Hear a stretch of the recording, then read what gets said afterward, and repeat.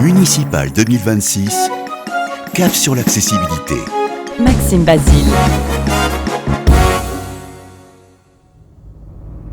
Je viens vous dire que oui, évidemment, je serai candidat aux élections municipales qui se tiendront les 15 et les 22 mars prochains. Parce que ici, à Nantes, et à toutes les époques, on a connu des élans de liberté. Ras le bol qu'on dise que Marseille est une ville sale, violente, infestée de rats et de punaises de lit. Où personne à Lyon ne désencadrera les loyers. Emmanuel Grégoire ne porte pas uniquement un bilan, il est aussi le candidat du dépôt de bilan de Paris.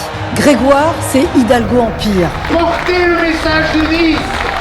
Oui les amis, on va faire gagner Nice et on va faire gagner la France.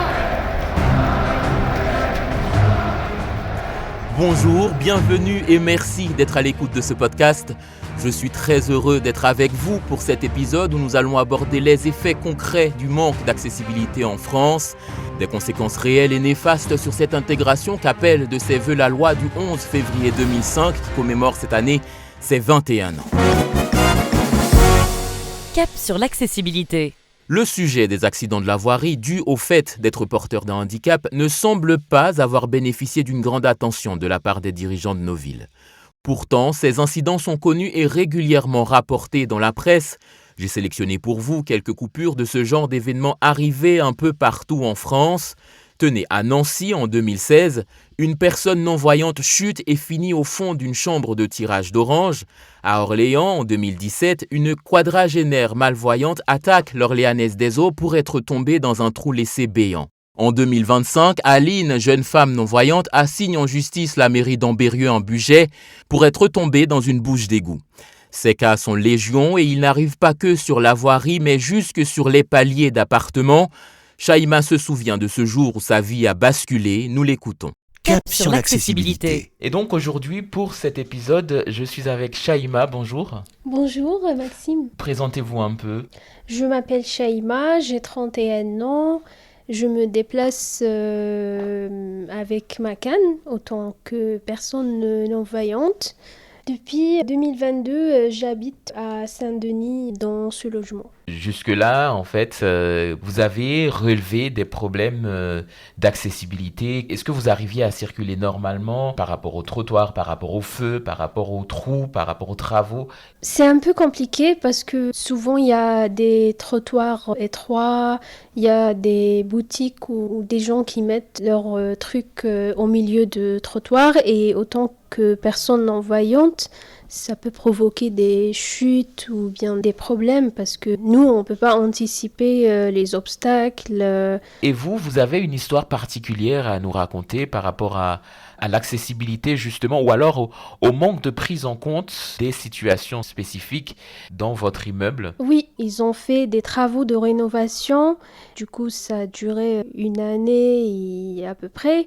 Et à chaque fois, ils laissaient du matériel de travaux traîner. Et à chaque fois, je demandais au gardien de me prévenir quand ils laissent du matériel parce que la première fois, je suis tombée.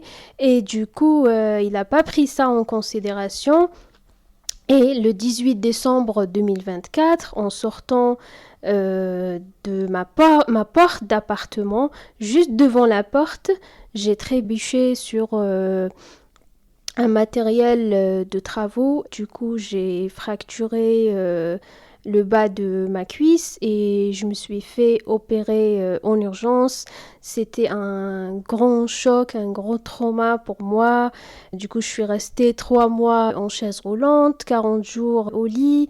Et il y a ma mère aussi âgée qui a laissé tout et qui s'est rendue de l'étranger en panique pour s'occuper de moi. J'ai arrêté toutes mes activités, autant qu'entrepreneuse, tout ce que je faisais dans ma vie. Et du coup, jusqu'à présent, je suis traumatisée. J'ai comme un deuxième handicap parce que jusqu'à présent, je suis toujours avec le kiné. Je perds l'équilibre de ma jambe, j'ai des douleurs. C'est horrible.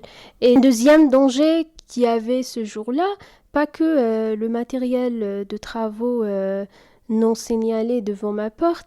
Le deuxième danger, c'est que l'ascenseur était ouvert et il n'y avait pas la plateforme. Imaginons si j'étais à l'ascenseur, ça aurait été pire. Et du coup, ils m'ont même pas prévenu. Et du coup, cette situation, malheureusement, ça se répète à chaque fois. Souvent, il y avait l'ascenseur en panne sans prévenir non plus. Et du coup, on a des escaliers du bâtiment, des escaliers de secours. Ce sont des escaliers qui ne sont pas accessibles pour descendre et monter. Et du coup, j'ai failli tomber en plusieurs fois. Et même quand je suis sortie de l'hôpital, les ambulanciers n'ont pas pu me porter dans un brancard. Donc ils m'ont portée d'une manière très douloureuse.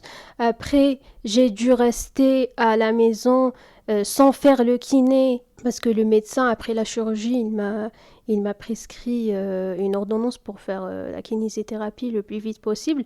Et malheureusement, je suis restée bloquée chez moi parce qu'il n'y avait pas l'ascenseur et les ambulanciers, ils n'ont pas pu me porter dans le brancard. Donc, c'était horrible. Vous habitez à quel étage? Je suis en premier étage, mais comme il y a beaucoup d'escaliers pour arriver au rez-de-chaussée, et les escaliers ne sont pas accessibles. Et là, j'ai un blocage de genoux à cause de ce retard, parce que je n'ai pas commencé les séances de kiné juste après la chirurgie.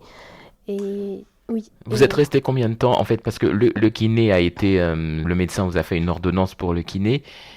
Vous deviez l'avoir tout de suite en rentrant de l'hôpital, c'est ça, hein? 3 jours après, oui. 3 jours après. Et vous l'avez eu? Un mois à peu près, oui.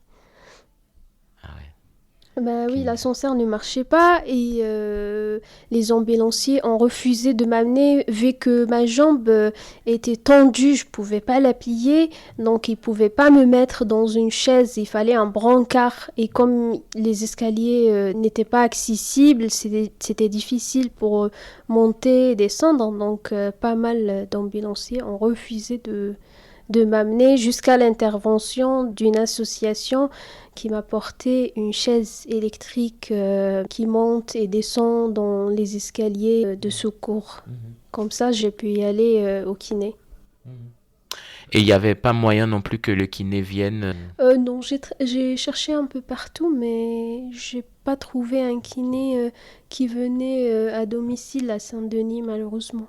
Normalement, vous avez fait entamer des démarches auprès de la justice, auprès de la police pour... Exactement, oui. J'ai porté plainte et là, c'est en cours. Au mois de février, j'aurai une première audience au tribunal. Les conséquences en dehors des conséquences physiques, quelles sont-elles? Du coup, là, je suis traumatisée parce que j'arrive pas à tout reprendre mes activités. J'ai peur de tomber une autre fois. Même quand je marche dans le bâtiment, j'ai trop peur. Et du coup, par exemple, ils ont fait les travaux de rénovation à tous les voisins. Il n'y a que nous, ma sœur et moi, ils ont refusé. Ils ont dit que non, on ne pourra pas le faire. Ils sont non-voyantes, c'est dangereux. Et du coup, paradoxalement, ils ont mis les travaux, le matériel de travaux devant ma porte, sans réfléchir à ma sécurité et ce que j'allais subir. Eh bien, merci beaucoup, Shaima, merci pour vous, cette... Maxime. Merci beaucoup. Au revoir. Au revoir.